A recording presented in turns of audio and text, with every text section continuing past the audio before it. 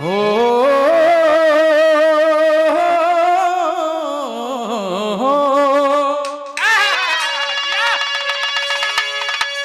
आज लोग जमाना के दोष देत बा,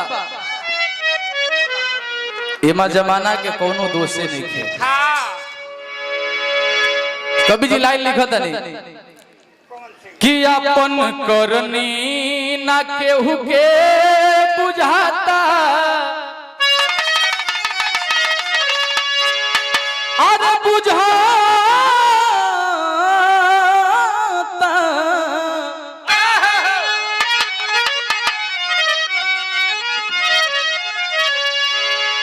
कि अपन करनी न केहू के बुझाता, जमाना के दोष दिहल जाता।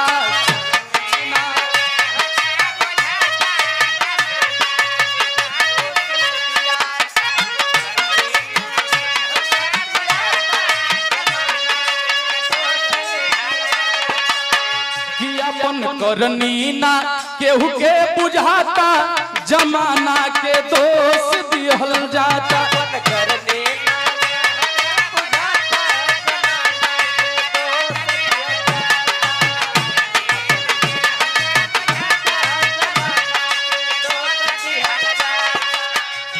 काहे जमाना बदलता, बेटा के बियाह में मांगत बा लोग लाखे, बेटा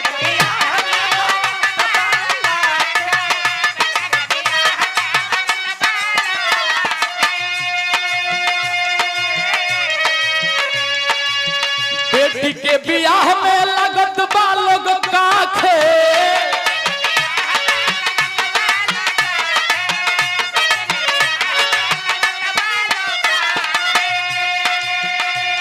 और ज्यादा तनिका जब अपना में जाता तो बुझाता, भैया कि जब अपना में जाता तो बुझाता, जमाना के दोष दिहल जाता।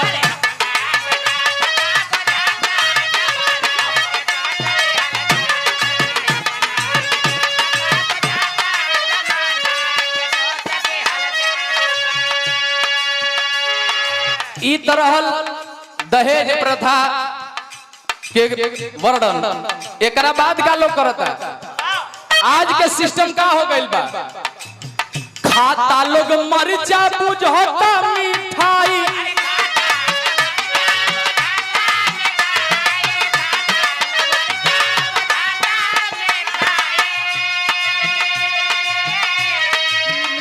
दिन बढ़ल जाता ढिठाई,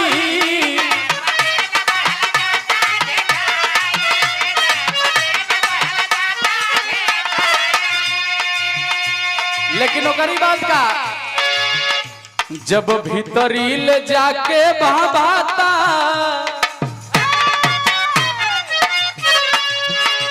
जब भीतरी ले जाके बहबाता, जमाना के दोष दिहल जाता।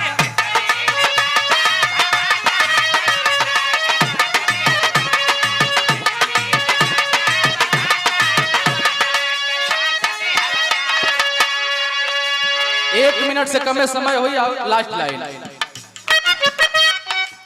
चिन्ह चिन्ह जात पर गावत बा लोग गाना,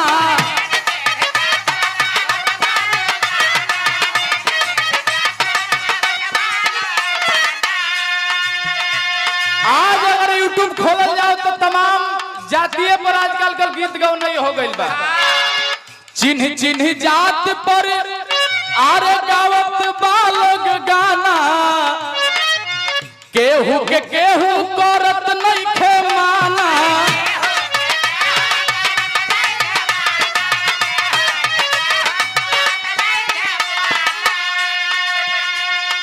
परस यार पी के रहन ना सोहाता,